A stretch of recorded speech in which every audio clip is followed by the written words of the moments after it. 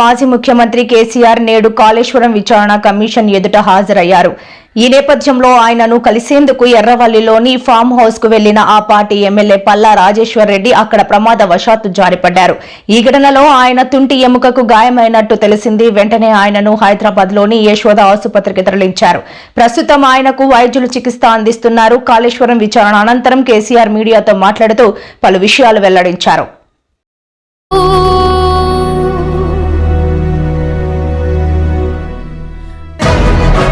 Professional manner, scientific manner, and systematic manner. And I do pray that మౌనం పాటించే ప్రసక్తి లేదు. ప్రాజెక్టు నా కన్న ముందే తెలంగాణ నాశనం చేస్తూ కూర్చుంటే నేను మౌనం పాటించే ప్రసక్తి లేదు. ప్రాజెక్టు నా కన్న ముందే తెలంగాణ నాశనం చేస్తూ కూర్చుంటే నేను మౌనం పాటించే ప్రసక్తి లేదు.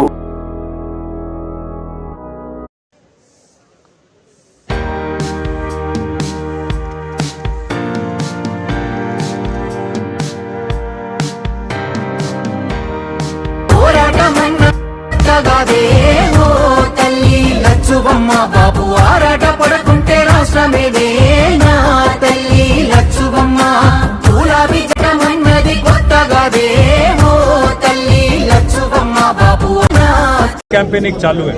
इसके अलावा आज कुछ नहीं करने वाले हैं क्योंकि कमीशन को भी शायद सच्चाई अभी तक समझ आ गई होगी और हमें उम्मीद है कि जो भी सवाल किया जाएगा, जो भी सवाल पूछा जाएगा, उसका भरपूर जवाब केसीआर जी देंगे और तेलंगाना की जनता भी कांग्रेस और बीजेपी को भरपूर जवाब देगी आगे जब भी चुनाव आएगा. असेंबली इलेक्शंस में राहुल गांधी भी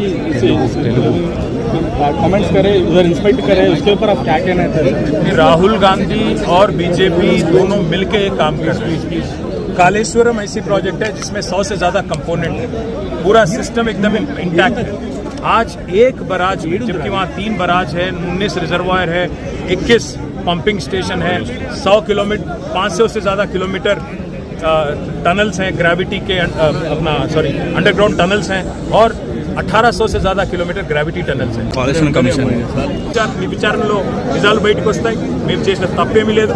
ప్రాజెక్టులో ఒక్క కంపోనెంట్ లో ఒక్క మేడిగడ్డ బరాజ్ లో 2 పిల్లర్లకు పగుళ్ళు వస్తే అది కూడా కాంగ్రెస్ వాళ్ళే లుచ్చా పనులు చేసి ఉంటారని నా నమ్మకం. ఈ రోజు కూడా ఖచ్చితంగా మరి ఇవాళ కేసీఆర్ గారిని బదనాం చేయాలనే కుట్ర ఏదైతే కాంగ్రెస్ బీజేపీ చేస్తున్నదో ఇది కమిషన్ ముందు కూడా విచారణలో నిజాలు బయటకు వస్తాయి. మేము చేసిన తప్పేమీ లేదు.